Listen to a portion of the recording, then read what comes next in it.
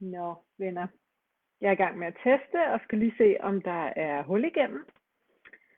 So, friends, I'm testing right now, and I hope everyone can see me and hear me. Would you mind typing in the comments whether you can see me and whether the sound is all right? Thomas is saying hi.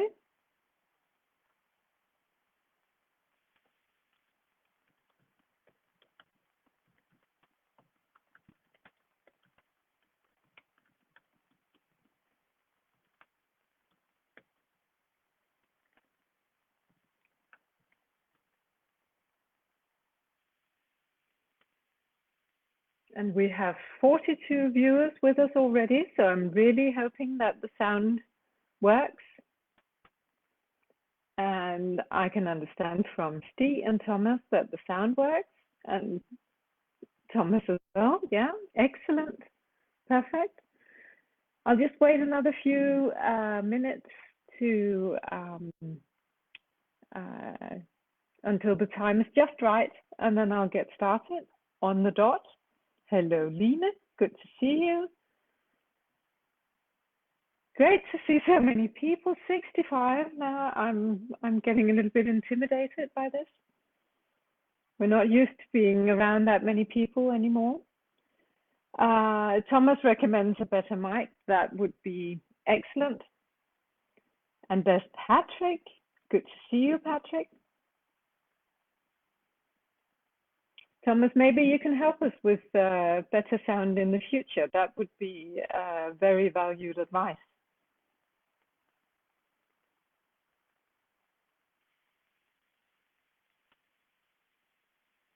We're just closing in on the right time. What I've been told, I'm not quite sure though, is that we will have viewers from the US, from Australia, from all over Europe, from Canada. So I'm hoping everyone, that you all get the information that we need. And and Daniel is saying that you've told the whole world. I'm sure you practically know everyone, Daniel. So yes, and the sound is good, I understand, from Frode. Hello, Victor. So now it's on the dot. So I will start off by letting you know what I have planned for us. My thought is that I will explain to you what the status is for the circumcision debate in Denmark right now, because it's very exciting from an intactivist point of view, at least. And then I will explain to you what has led up to that. I'll ask you all to ask questions along the way. I can't promise. Oh my God, Australia and Ethiopia are with us here. Hello, everyone. I can't promise to get around to answering all your questions during the live streaming. I will try, but I can't promise that I'll make it. I will try to see if I can answer any questions in the comment thread afterwards, if possible. So don't worry if there are many facts, and if you feel a little bit overwhelmed and you don't get anything or everything.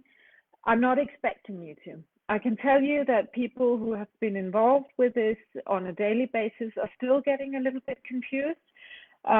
We've had politicians who have been confused about the process and have misunderstood things along the way. And we've had political journalists who are specialists in this area who have not quite understood what we're dealing with. Partly because it's a very complex issue, both in terms of all the opinions and emotions that are involved, but also legally it's quite complex because it deals with a lot of areas in politics and in law. But it's also simply complex because this issue seems to to make all other processes in political life turned upside down. So everything that we would expect to happen normally in a political process is happening in a different way, or not at all, in this on this issue. So there's greetings from Fort Lauderdale as well. And Frede, you're asking whether you can ask questions in Danish. You're welcome to do that. I'll be answering in English though. So, what's happening right now in the Danish circumcision debate? Just last week, the Danish Prime Minister went into the media, into a national daily, onto Facebook, and onto 2 different national news channels to say that she and her government and her political party, the Social Democrats, are opposed to the introduction of an 18-year age limit on non-therapeutic circumcision. She went on to say that they hold this opinion because they feel a great reverence for the Jewish community in Denmark and in the world, and because they feel a need to respect the difficult story that the Jewish community has been through, especially related to World War II and the Holocaust. She did not mention the child's perspective in terms of ethics, in terms of physical and genital autonomy. She did not mention healthcare perspectives, and she did not mention any concern for the other minorities in Denmark that perform ritual circumcisions, non-therapeutic circumcisions. I am reading your questions along the way. That was the reason for my little pause. I will have short pauses along the way, read back through the questions and see if there's something I need to answer. So in essence, it was a very, very strong appeal that the Prime Minister made. And of course, it resonated very much with, certainly with the Jewish community, but also with other groups in Denmark that are pro non-therapeutic circumcision. It also angered a very large part of the population because, of course, in Denmark, 88% of the population support the introduction of an 18-year age limit for non-therapeutic circumcision. That's a high number. It's probably the highest number, or approaching the highest number in any country that I know of in the world. And that number has been reached over the last few years. When Intact Denmark started in 2014, we had the support of approximately 62% of the population. The polls that were made at that time were not nearly as trustworthy as the polls that we have now, that show 88% of the population supports us. That's according to a study called Project Sexes, which is the largest study on sexual health done anywhere in the world, and a recent smaller but representative poll on politics made by the Institute Megaphone, I believe, showed an 86% support of an 18-year age limit. So we have a very, very strong support from the Danish population. And we also have the support from the medical communities. But let me just go through your questions and comments before I get back to the medical community.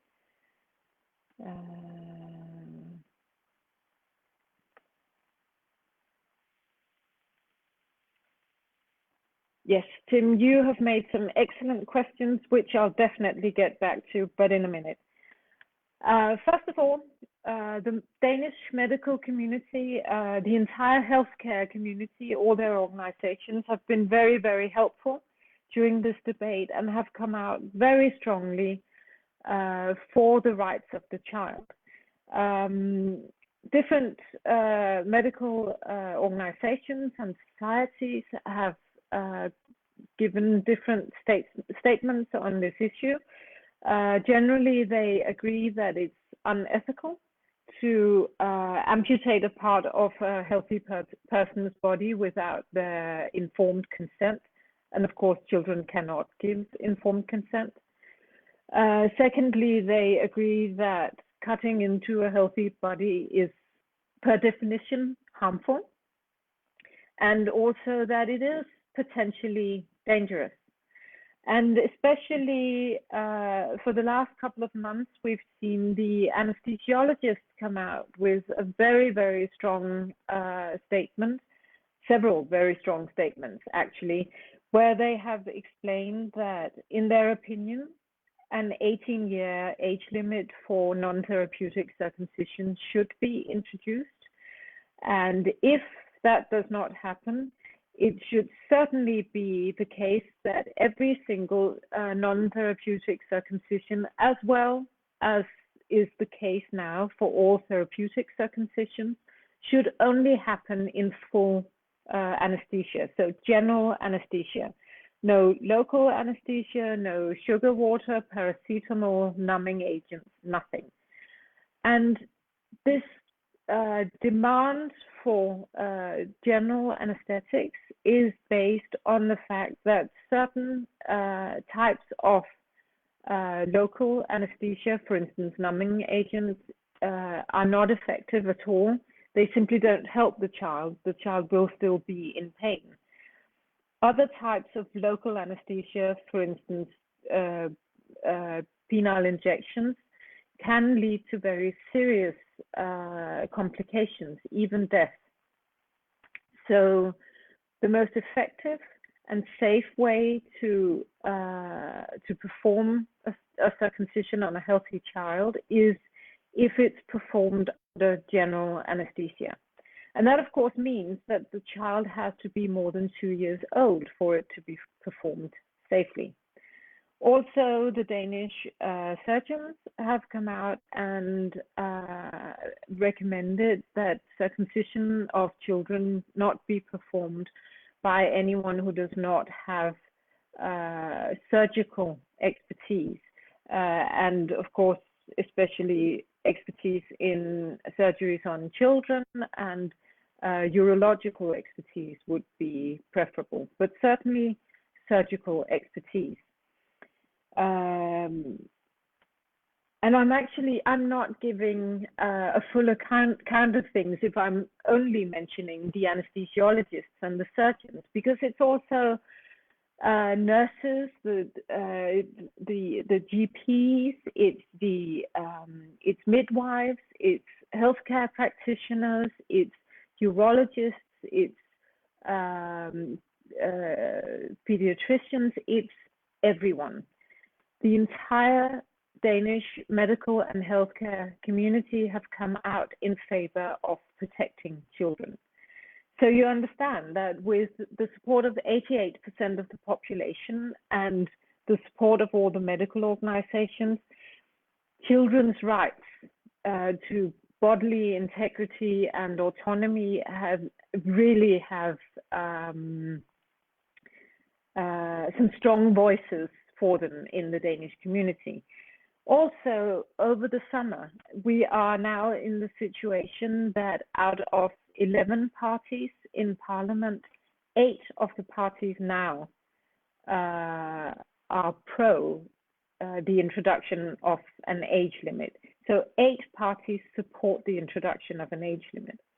Unfortunately, the 2 major parties, which are called Socialdemokratiet and Venstre, I won't translate that because it actually confuses things a little bit. So I'll just say the 2 major parties. They have not allowed their members, their MPs, to vote according to their own conviction on this issue. So they've been whipped into complacency and have to follow the party line. If all members of the Danish National Party were allowed to vote according to their own conviction, we would have major majority at the moment in the parliament. But that is not the case right now. So we need for at least one of the two major parties to set their members free to vote by conviction in order to gain a proper majority. And why am I talking about majority and members of the parliament? Well, that's because Intact Denmark introduced a citizens' initiative with the support of 52,000 Danish voters in 2018. And that citizens' initiative is what has led to this entire debate about circumcision. So it has been in process in the parliament since 2018. It was we proposed it on February 1st in 2018, and it was formally presented to the parliament in October. The first reading was in November 2018, and then it went into process in the National Health Committee. That has led to a long, very complicated process involving different briefs from the National Health Authority, new guidelines on non-therapeutic circumcision, etc., etc.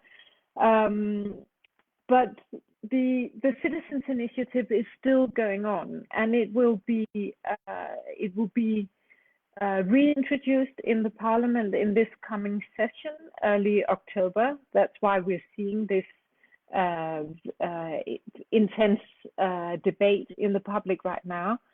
And probably, we can't be sure, but probably there will be a new first reading. It will be the second first reading, actually, during November. After that, it will go into committee again. And then there will be a second reading, which will be, it can be the last, it probably will be the last reading. And during that reading, we will know whether there's a majority and whether that could lead to the introduction of an actual bill. If a bill is introduced, then that will go through a first, second, and third reading and then voting. So this is a long, long process. There is, of course, the risk that we don't get the majority this time around, and that that means that our citizens' initiative falls. Of course, that would be terribly sad, but not as big a deal as it might sound, because we have an election coming up. And as I said, we have 88% of the public behind us. So we will make this an issue during the election. Not to say that children's fundamental rights to bodily integrity and genital and bodily autonomy is the only important issue to deal with during an election, but it's a very good first step to decide whether a candidate for parliament is worth voting for, whether their moral compass is in order. So we're asking the public to decide whether they feel comfortable that their candidates will work actively for children's rights and for the introduction of an 18-year age limit. And if they don't, simply choose another candidate and check all their other opinions on other important issues that are important to you. I'll be going back to your questions in just a minute. I will say one very important thing that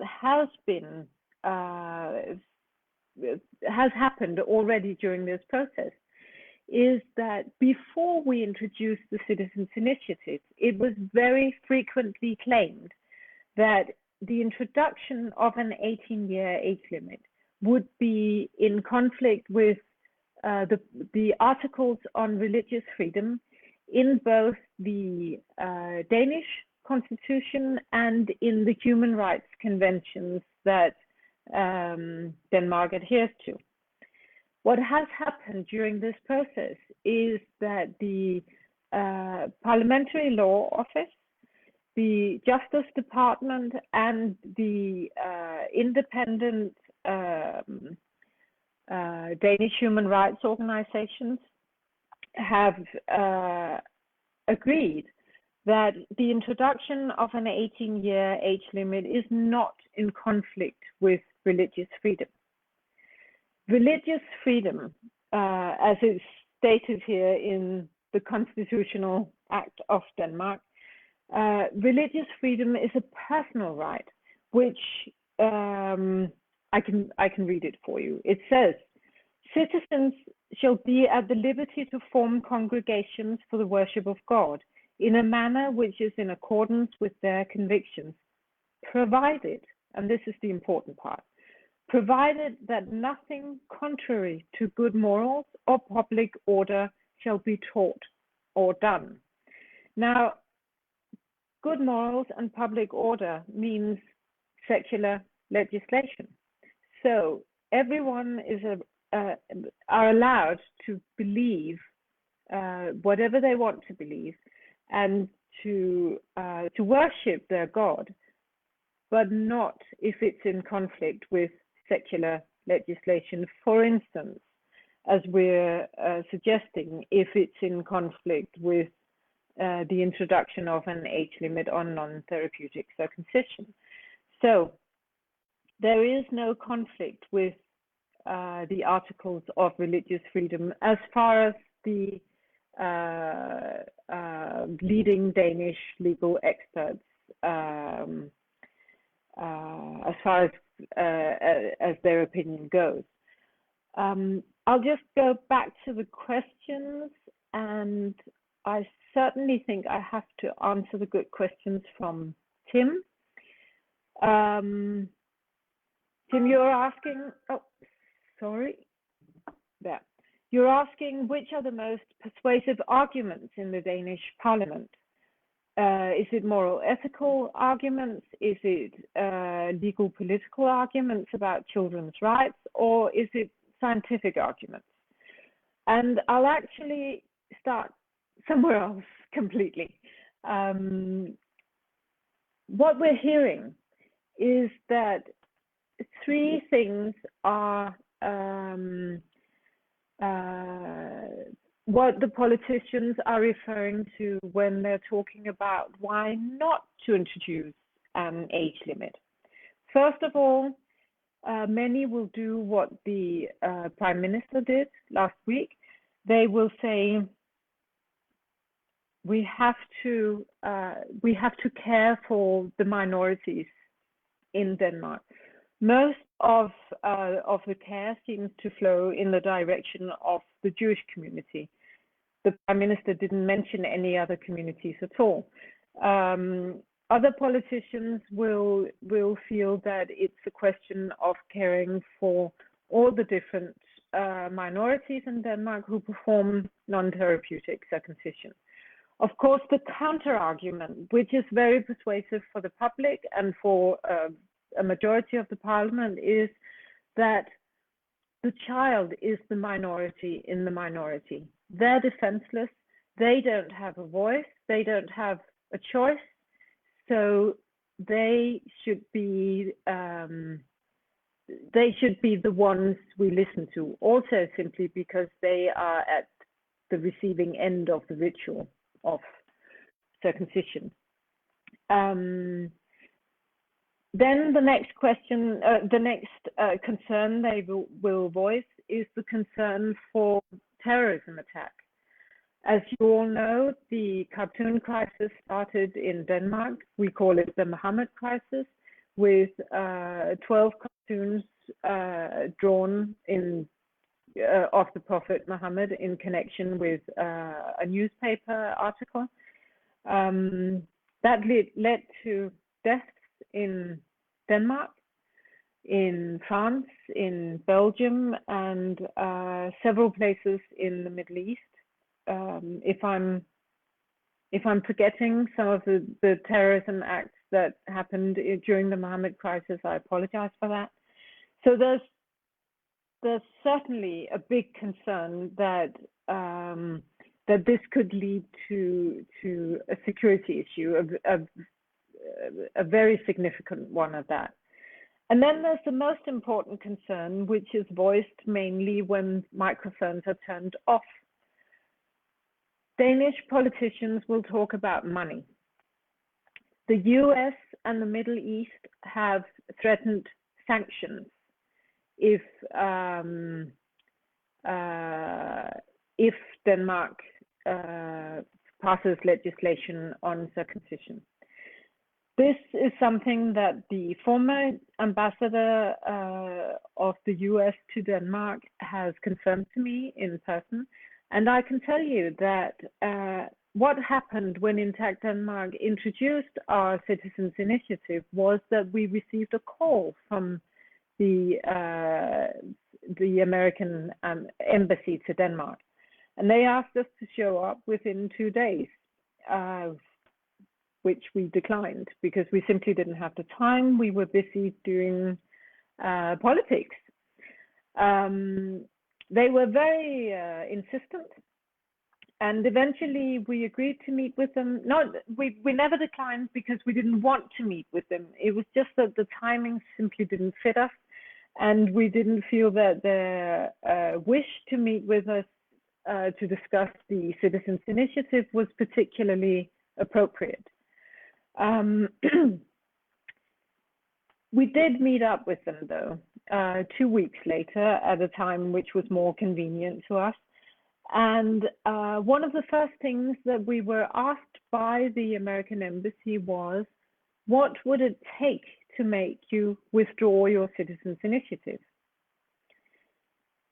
I take that very, very seriously, and we took great offense to it because, first of all, we do not accept foreign interference into Danish politics at all.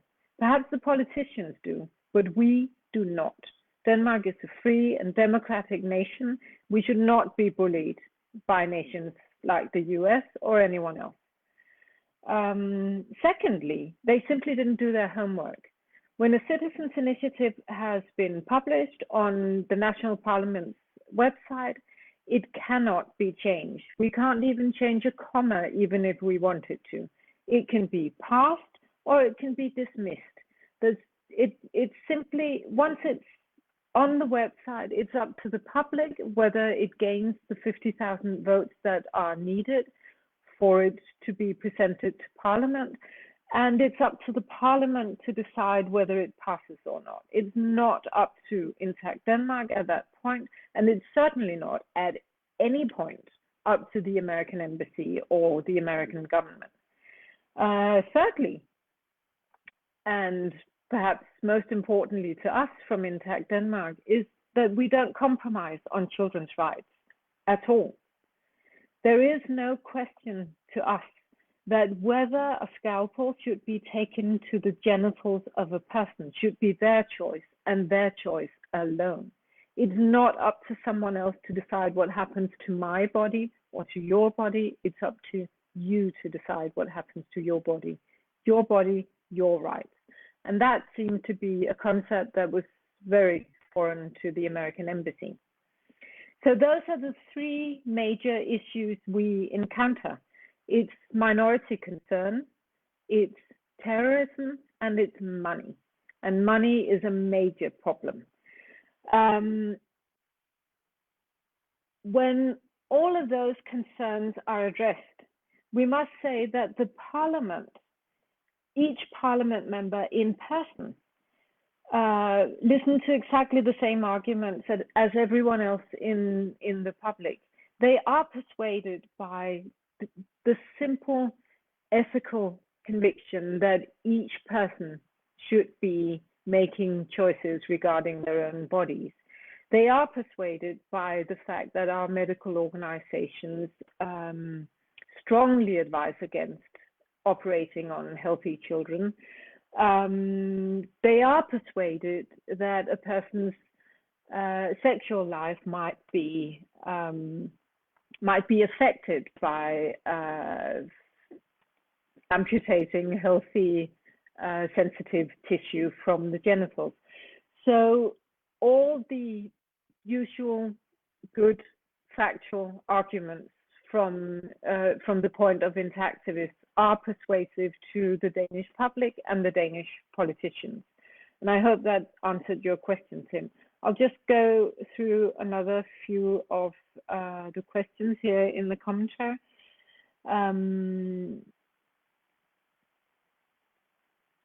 Tove says it might be that the time isn't right for a ban, but then we should continue spreading the word, and we definitely agree.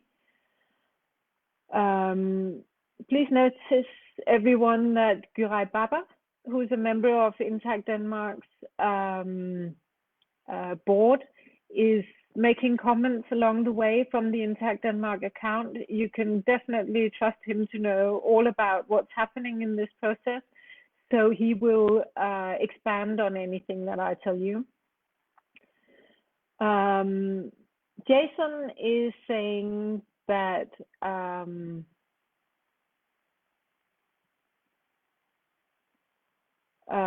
you see that the Danish medical profession is willing to talk about autonomy and the risks of circumcision, but the Holy Grail still eludes us, a clear, definitive statement that circumcision is inherently a harm. Sometimes it's a harm permitted as treatment, even when religious people want to do it. It's a permissible harm to them in the name of faith and community. We cannot allow observant Jews and Muslims to insist that circumcision is harmless. I have to say, Jason, that every single Danish medical organization or society who have addressed this issue have made a clear statement that circumcision of a healthy child is harmful. It is a harm. We have that. They say, and these are quotes, it's harmful, it's potentially dangerous, and it's unethical. So these are quotes that we have from surgeons, from the General Ethical Board, from anesthesiologists, from healthcare practitioners, midwives, etc. Very, very, very strong statements, and I think unequivocally the strongest statements I've ever seen on this issue from any medical societies anywhere in the world.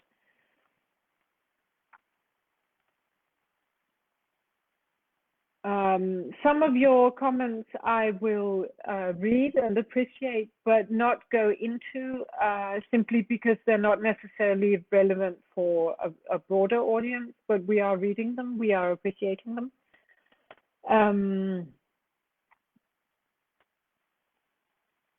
Tim, you're asking whether there have been any polls among Jewish and Muslim Danes to measure whether there's an increasing understanding and acceptance of the child's right to bodily autonomy. In Denmark, we're not allowed to register people by religious conviction.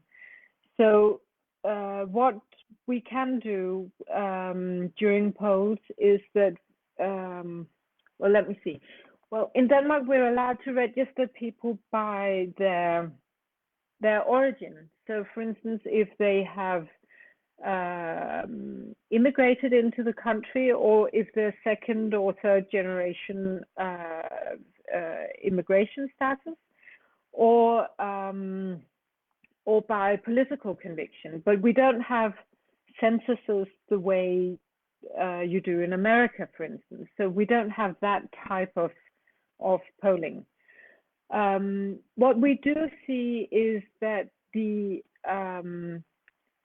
polls that we have, the number of the percentage of the population who were opposed to circumcision declines as well.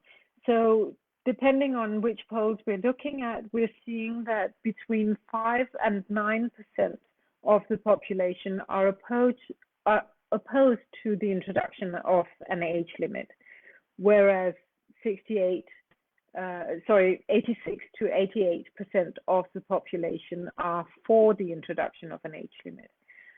We're also seeing more and more testimonials from people from circumcision cultures who are coming out. Some of them members of an intact Denmark, some of them not, who are coming out and saying, I would have liked to have the choice. It was my body. It should have been my decision.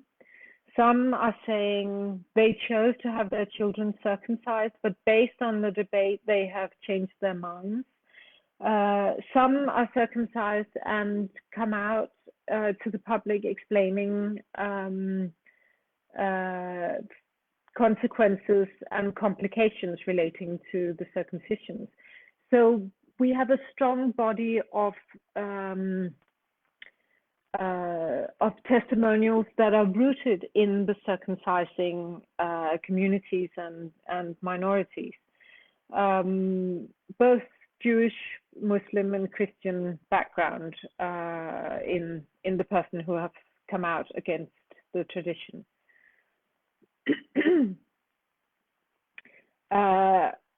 Frede has made a comment that we didn't have the same problems when the issue was the right to corporal punishment, and that's a very important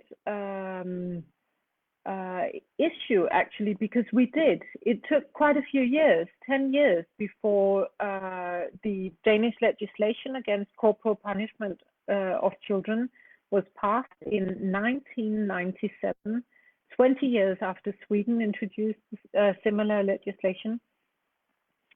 21 years, I think, actually. And the legislation against corporal punishment of children was passed with one vote majority. One single vote decided whether it was allowed or not to physically hurt children as a part of their upbringing. Now, for Danes and for Scandinavians, the idea of hitting children today as part of their upbringing is abhorrent. We don't do that, and we take great issues with people who do that sort of thing. It's simply highly illegal to hit children, to smack them, to spank them, to slap them. Any euphemism for violence against children is forbidden. However, it's still allowed to harm their genitals, which I understand, I have to stress, is not a part of, it's not a punishment. Many parents who circumcise their children will consider it a gift. Even during this week, we've heard it called, sorry.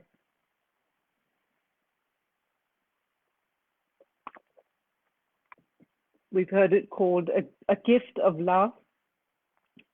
Previously, it has been called a kiss of love. We beg to differ, but it is an interesting schism that it's perfectly, well, not perfectly allowed actually, because the legislation isn't as clear cut on, sorry, I just realized what I just said.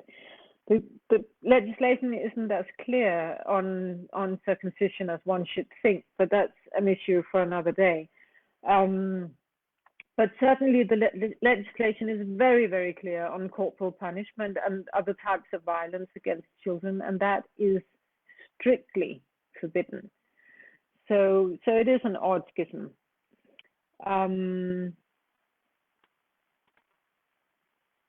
And then I'm seeing a comment which is very interesting. Ole, you're talking about a practice in Jewish communities, a symbolic practice, which is either a peaceful welcoming ceremony called the Brit Shalom, or a ceremony which includes a pinprick to the glans of the penis to draw blood. That's called the Hattefattanbrit. I'm sorry, I apologize for my pronunciation, but Hattefattanbrit, I think it's called. It is true that Brit Shalom and Hattefattanbrit exist. More and more Jews are adopting the practice of Brit Shalom, which is a welcoming, a gender-neutral welcoming of the child into the family and into the Jewish community. But some Jewish organizations, some Jewish communities will not accept the Brit Shalom as a religious ritual, and that goes for the major Jewish community in Denmark called the Jødiske Samfund i Danmark. They do not accept the Brit Shalom. They do not recognize that it exists, and they will not accept it as an alternative to the Brit Milah, which is the name for the circumcision ceremony. And Thomas writes that it would be great to get support from the international community leading up to and during the coming election, and I'll get back to all of that.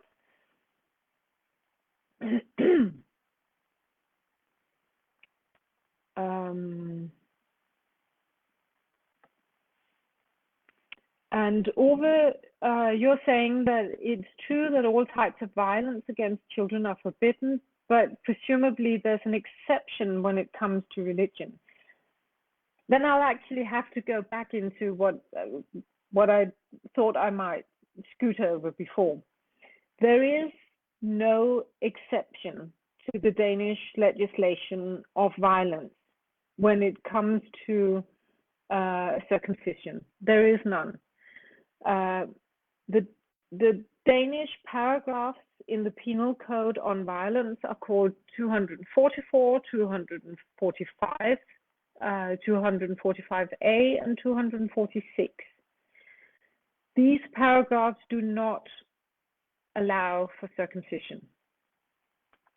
So if the state attorney were to pursue cases of circumcision, the courts would actually be mandated to pass verdicts on circumcision, guilty verdicts. However, the cases are not pursued. In some cases, circumcisions have been reported to the police and they have not been pursued. There has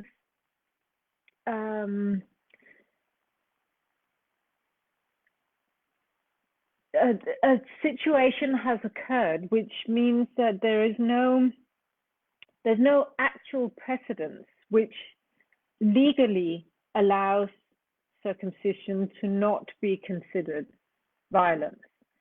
However, a type of implicit precedence has been set, which means these cases are not pursued.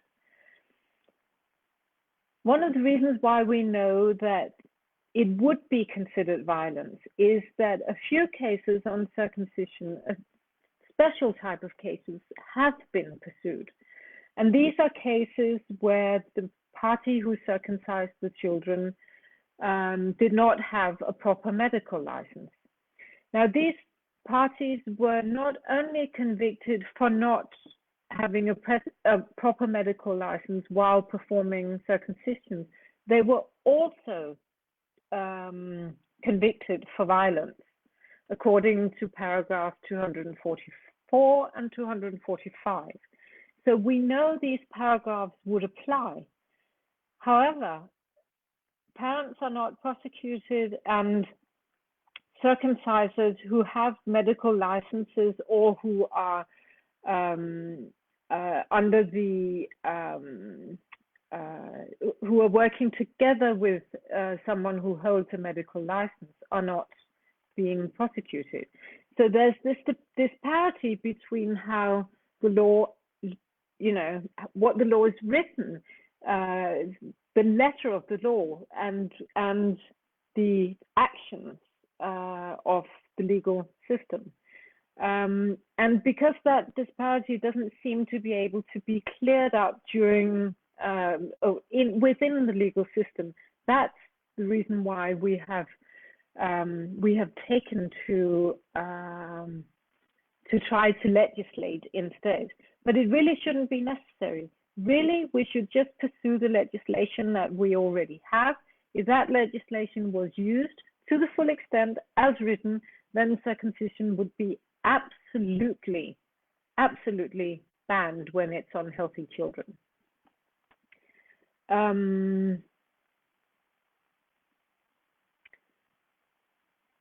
Jason is writing that in the US, there's a distinction between religious freedom of belief and religious freedom of practice. The courts have held that the former, which is religious freedom of belief, is absolute, whereas the latter is subject to reasonable restrictions.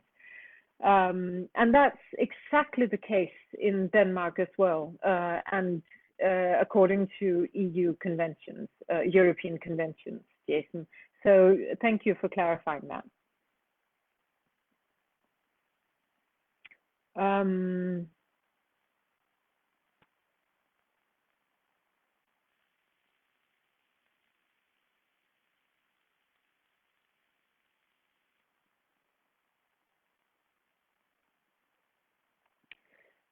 And Magnus from Sweden is congratulating us that we may be the first country in Denmark may be the first country to forbid what you call the sexual mutilation of kids, and you're complimenting us. Thank you. And I have to say that we may be the first country to pass this legislation. We may still fail this time around. We will eventually get legislation. I can certainly promise you that. But I think any country in Scandinavia that passes legislation on this issue would very, very, very quickly be followed by other Scandinavian countries. My thought is that whether it's Finland or Iceland or maybe even Norway or Denmark, whichever country acts first will very soon be followed by other Scandinavian countries. But there is a concern to be the first country, certainly from Danish politicians and also from Icelandic politicians I've talked to. They are concerned because they fear sanctions and they fear terrorism. And we know that the American government has also threatened Iceland with sanctions if they pass legislation. So these are strong forces to be up against as small countries. I think there are maybe 350,000 inhabitants in Iceland, and in Denmark we are a little less than 6 million inhabitants, so we're small countries. And we get greetings from Spain here as well. Thank you.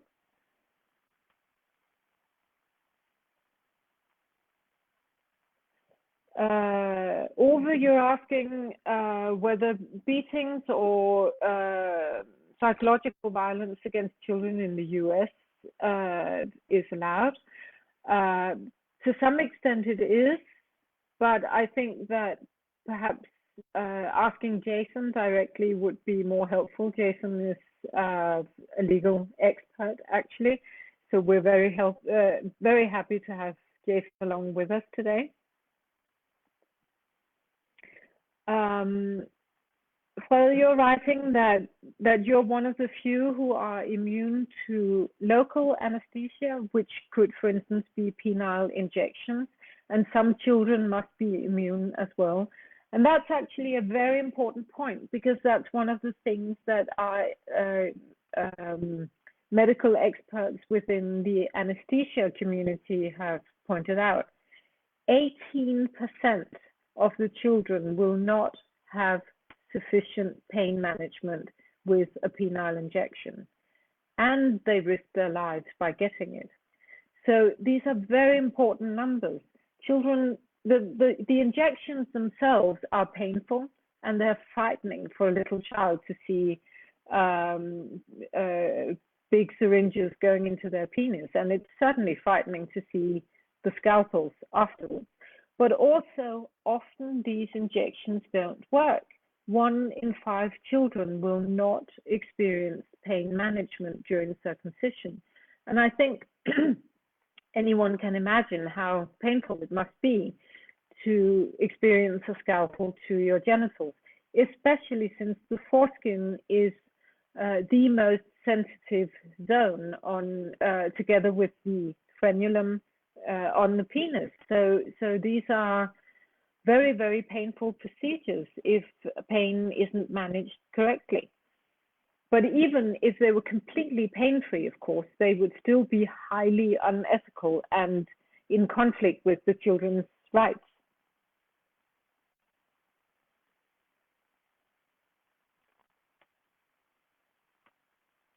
Ove, you've made a comment about legislation on equality, and I've seen it, and I'm ignoring it simply because there are a lot of facets which will be too long to go into here. But I'm aware of your comment. Thank you. It's interesting, and we'll get back to it.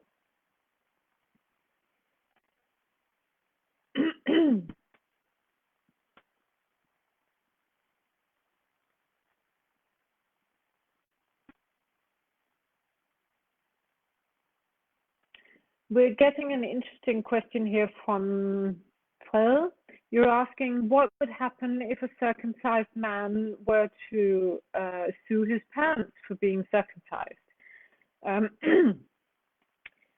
We don't recommend that. I'm sorry, I just have to clear my throat.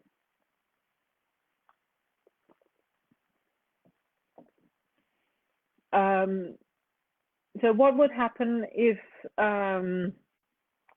a person who has been involuntarily circumcised were to sue their parents? We don't recommend that for a number of reasons. First of all, there's the concern for the circumcised person themselves and their relationship to their parents. We are all about conflict minimization, not escalation. So when someone approaches us and are frustrated and angry with their parents that they were circumcised, we try to help them de-escalate the situation and try to help them bridge the gap between themselves and their parents. And we do that out of concern for that person. Ultimately, if they still want to sue their parents, or if there's still frustration and anger, they should definitely do that. We don't want to stand in the way of anyone. It's their body, it's their choices, it's their life, it's their rights. But pursuing cases like this would be very difficult under Danish law, and might not end well for the person in question.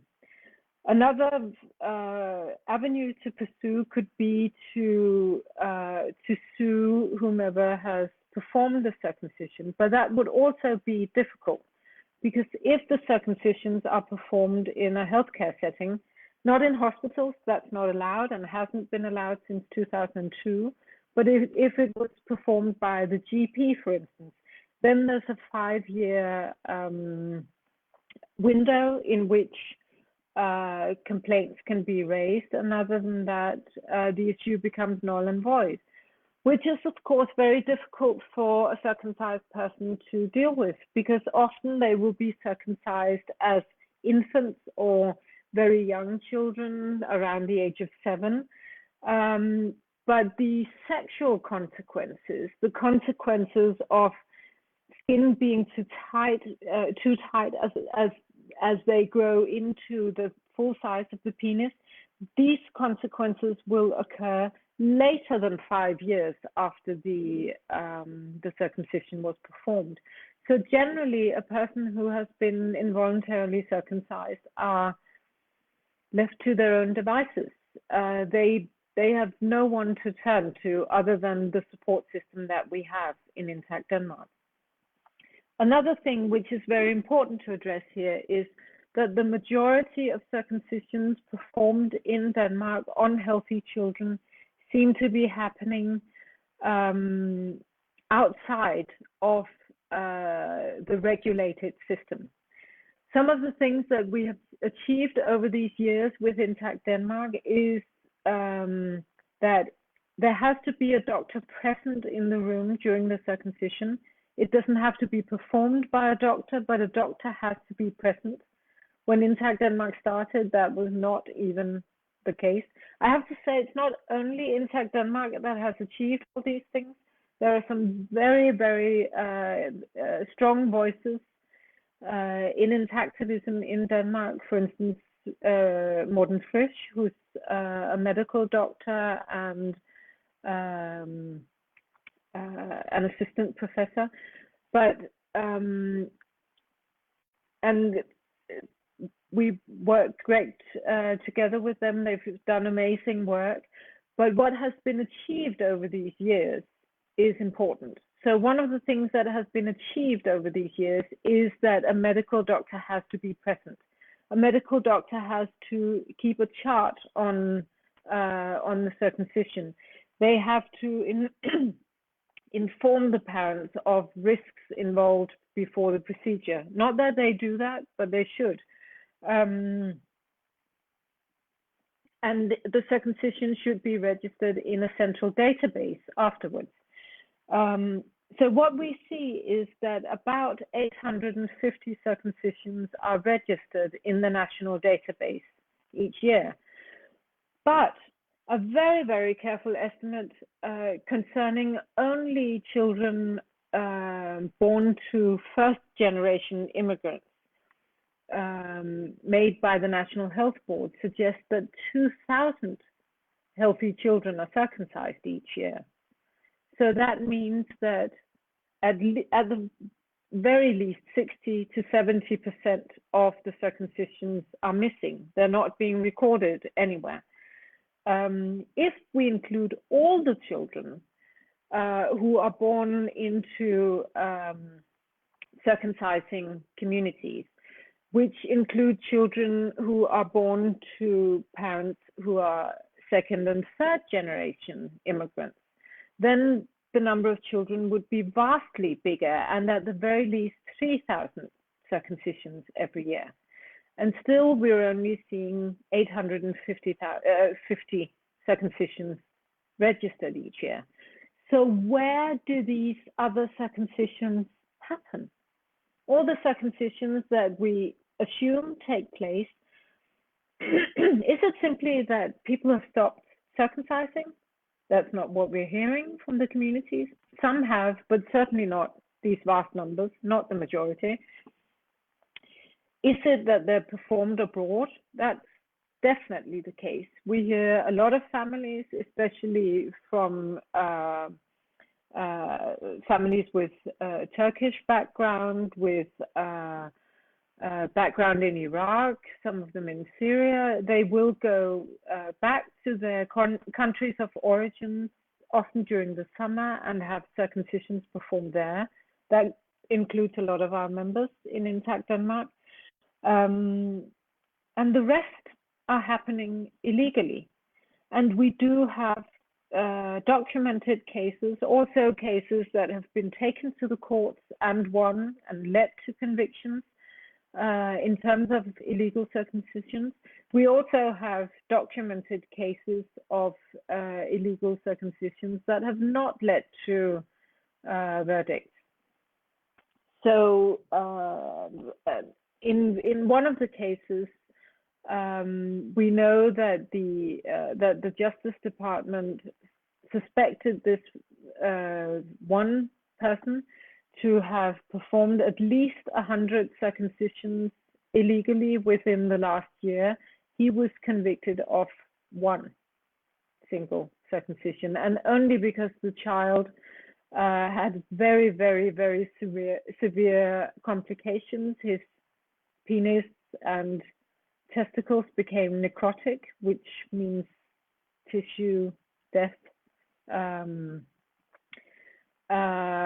He had sepsis and meningitis because of the circumcision, and very, very nearly died. So in that case, it led to one verdict for one child, even though the police suspected another 100 illegal circumcisions.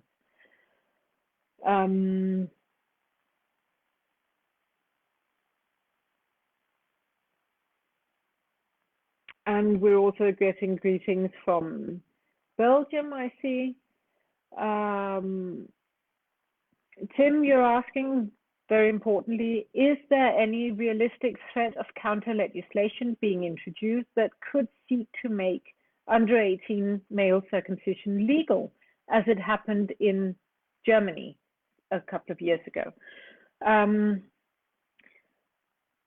have to say that we don't think so. We think it could have been the case a few years ago, but because of the way we have approached this and the alignment that we have with the medical community, it would be very, very difficult to pass legislation similar to that of Germany or Sweden or Norway, which would allow certain types of circumcision to go unregulated, or to reintroduce the circumcisions to a hospital environment, saying that as long as it happens under proper circumstances, it should be all right. I'm sure that this is what the government hopes to achieve eventually, but the current political climate has made it very, very, very difficult for the two parties that we're up against to bring about any type of legislation that would allow circumcisions under proper conditions, so to speak.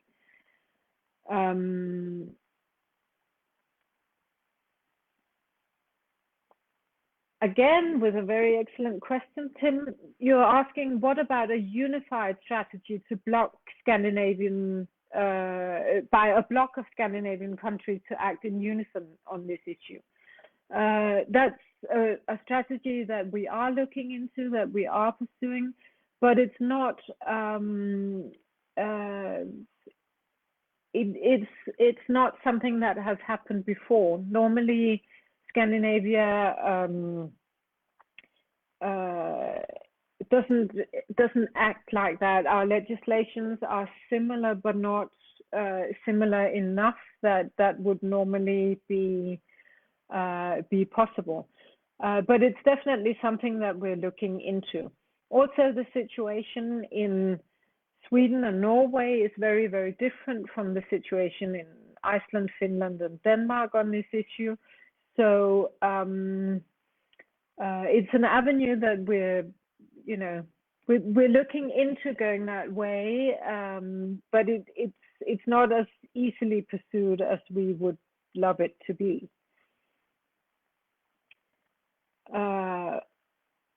David, you're asking how may you help, and we've been going on for an hour now, so I will get into that shortly. Thank you.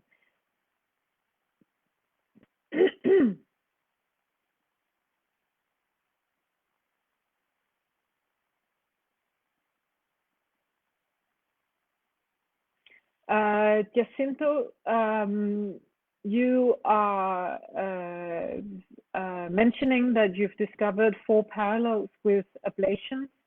I think your comment is very interesting. I also think it's a little outside the territory of what I can address right now. So we should definitely go back into that and see if that's something that we can expand on. Thank you for your comment.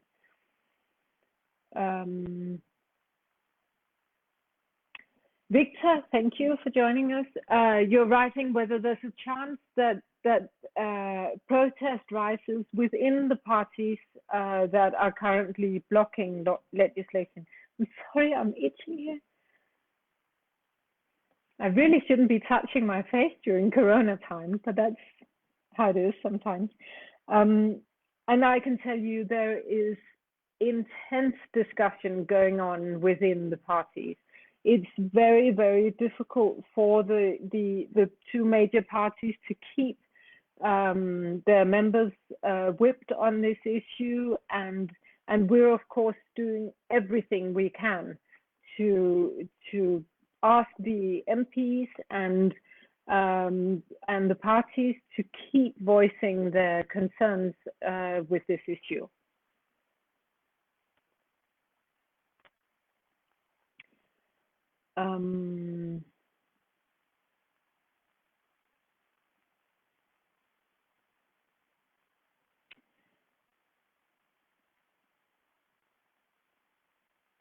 Jim, you ask whether it would be realistic to push for legislation expanding possibilities for individuals or group of affected individuals to sue their circumcisers, or whether that would be in conflict with our goal of minimizing conflict. It wouldn't necessarily be in conflict with the principles that we work after within Intact Denmark, because we work on the principle that everyone should be able to make their own choices. And if what makes sense for each individual is to sue, then they should definitely do it. However, suing is not a part of the Danish culture, so it would be very difficult to pursue that avenue. It's just well, it's a very big issue to expand on, but it simply doesn't make very much sense under Danish law and within the cultural framework that is Denmark to pursue that type of legal action. But we are definitely looking into expanding the rules in terms of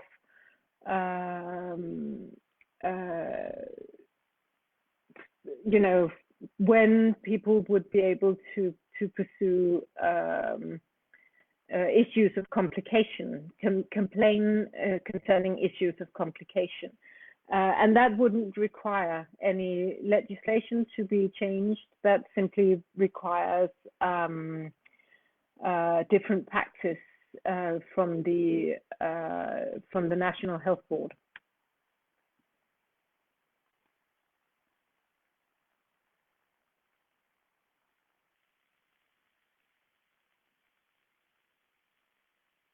And Simon, thank you. You're asking from Holland.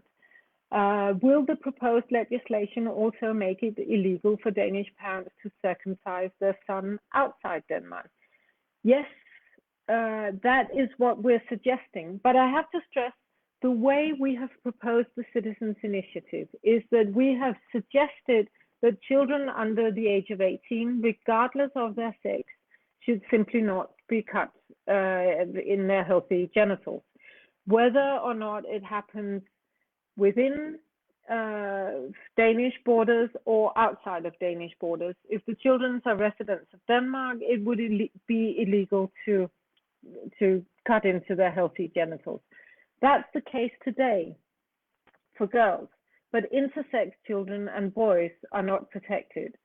Denmark performs a lot of intersex operations as well. So we've simply suggested, if a child is healthy, don't take scalpels to their genitals. The way we've done it is that we have proposed that the Parliament themselves negotiate which legal approach would be better. We have suggested that they look into certain paragraphs in the Penal Code. We have suggested that they look into certain paragraphs of the Healthcare Act and on the Parental Responsibility Act. Different approaches could also be chosen, and we've actually suggested that the advisory committee on the penal code legislation, that they be asked what would be the ideal way to regulate on this issue. For now, the question hasn't been transferred to the advisory committee on the penal code, but if it were to be transferred to them, that would be some of the most brilliant legal minds in Denmark looking into how to legislate in the best way possible for this issue, and make sure that the legislation is it's approached in a meaningful way for all the different aspects of legislation that it would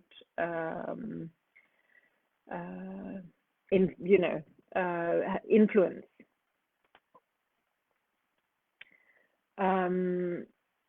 Frede, you're asking whether doctors and teachers and others would then have to report if a child was circumcised after the legislation comes into place. And if legislation is passed that is similar to the current legislation regarding violence against children or regarding circumcision of girls, then yes, anyone, neighbors, doctors, teachers, anyone who suspects that a child has been harmed or is in risk of being harmed would be required to report that to the authorities. And the authorities would then have to take action to protect that child, whatever action that might be.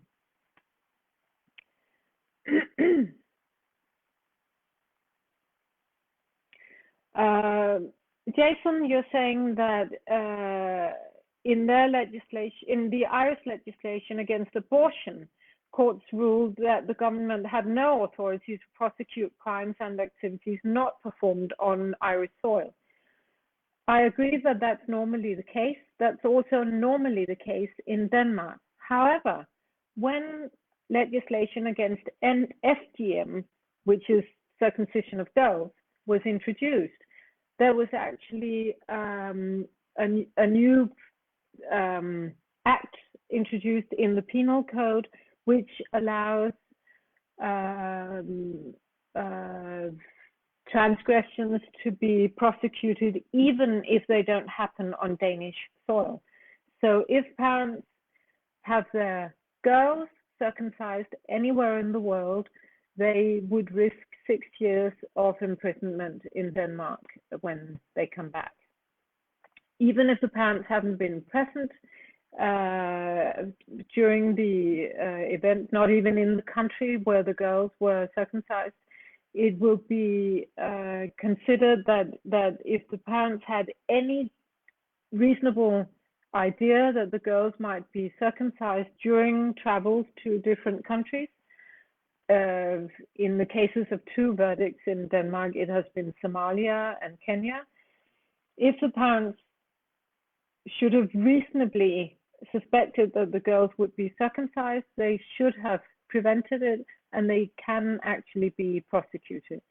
The longest verdicts we've seen in Denmark have been, I think, 1 year and 8 months, if I remember correctly, and probationary loss of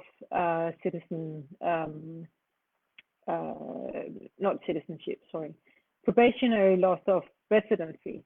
So if any further crimes were committed, then the person would lose residency. So that was the mother who would lose residency if any further crimes were committed.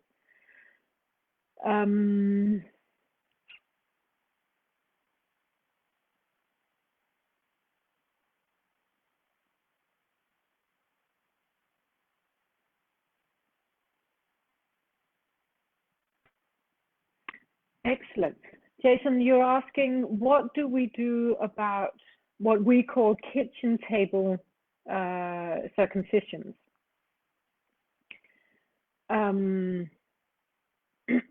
Sorry.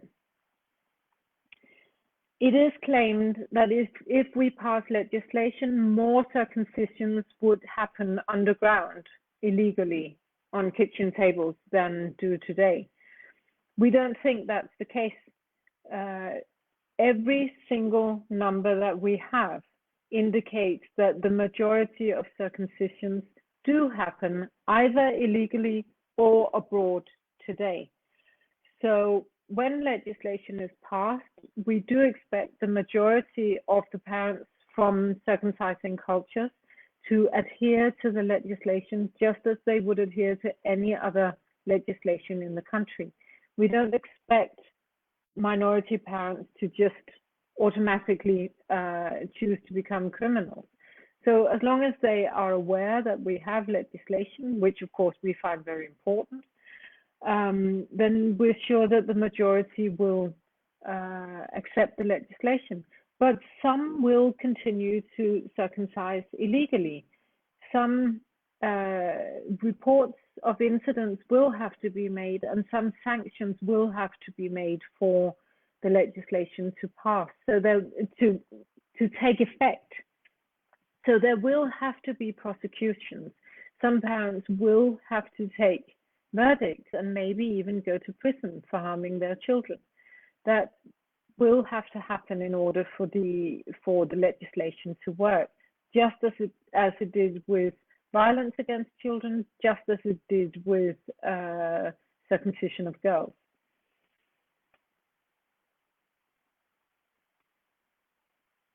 Yannick, you're asking a very important question. Can you explain why female genital mutilation, as it's called, has been banned but not male circumcision? And thank you, you're complimenting our work. Actually, we use the term genital mutilation for both boys and girls. We call it kønslemlæstelse, which means sex mutilation. Let me just say to you all, we've been at it for almost an hour and a half, so I will ask you all to, if you have one last question, please give it, and then I will, I'll see if I can address all the questions that are left, and then I will end up explaining to you how you can help from all your individual places around the world. So female genital mutilation, female circumcision, was banned with the explicit explanation that any female genital mutilation leads to complications that can prevent pregnancy and childbirth, or give complications during pregnancy and childbirth. So it was inferred that it's a completely different thing to the genital mutilation of boys, because it will always, in every case, have negative consequences. And of course, that's not true. In many cases, FGM will have negative consequences. In all cases, it's unethical and harmful. It's damaging of tissues, but it will not lead to complications in all cases. And the same is the case for male genital mutilation. It will not lead to complications in all cases, but it will always be unethical and always damaging to tissue. But that was the little magic trick that was needed in order to ban FGM, but not MGM, male genital mutilation. I'm going through a few questions which I'm going to pass a few questions which are not very relevant to this discussion right now.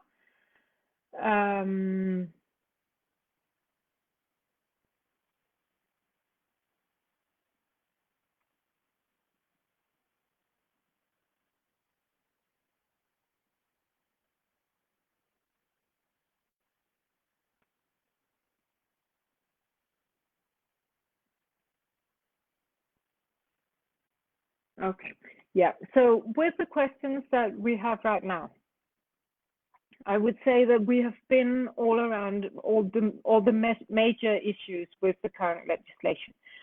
So the thing is, we have legislation in the works. We have a citizens' initiative that has been kept alive, even though one prime minister after another has tried to kill it. We've kept this issue alive for years and years and will keep on pressing. Even if the Citizens Initiative falls, which there is a chance that it may, then the issue stands because we have the support of 88% of the public and because we have the support of the medical community. And we have a few things up our sleeves as well.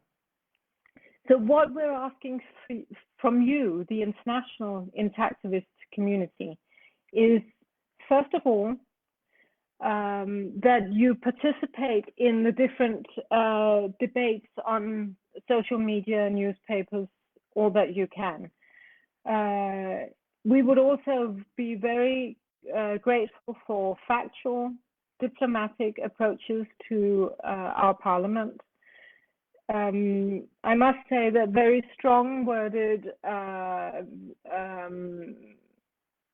approaches will probably not be accepted or appreciated, but factual, diplomatic contacts to the parliament will be appreciated. And we have a very low hierarchy, so it should be fairly easy to get in direct contact with parliament members. And then we need help, all the help we can get, because we're up against the government, we're up against the National Health Authority. So any practical help, anything that you can give us, which would support us as we're trying to spearhead this issue for the world, will be greatly appreciated. And I'm thinking that there's one thing I haven't told you, which is very important, and that is that in the European Union, there's a principle of there's a horizontal principle of legislation. So if one country passes legislation that's related to human rights, other countries are expected to look at that precedent set by a neighboring country and see if they can adapt to that. So each country that sets a bar for a human rights progress will automatically, ever so slowly, bring every other country in Europe with them along the way, because as they approach the same issues, they should, they're obliged to strive to meet the same standards. So this horizontal legislative principle is very, very important. And potentially it means that if when Denmark passes legislation, and when other Scandinavian countries passes legislation to protect children, this legislation could quite quickly influence legislation in all other European countries. It sets a bar. So I think perhaps that's the most encouraging part of this. And please, please, please, if you take one thing with you, then let it be that the opposition that we're meeting at the moment from the Prime Minister and from other VIPs in Denmark, it doesn't mean that we're failing. It means that we're winning, because they have to pull their very, very strongest guns on us already. And that means they don't really have much left to work with. And we have plenty left to work with, I promise you that. I'm just seeing here whether there are any very important last minute comments.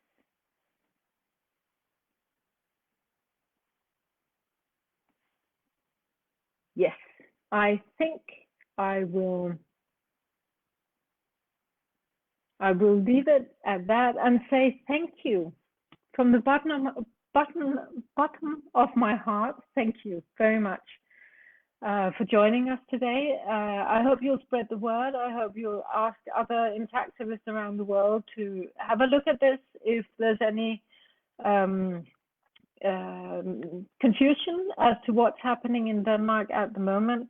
And if you feel like it, we would like to do other live events from Intact Denmark in English in the future. But that's, you know, that's your call. If you want it, we'll provide it. So thank you. Everyone have a lovely day or a lovely evening, depending on where you are. I know some of you will have to go to sleep now. Thank you for joining us. Thank you.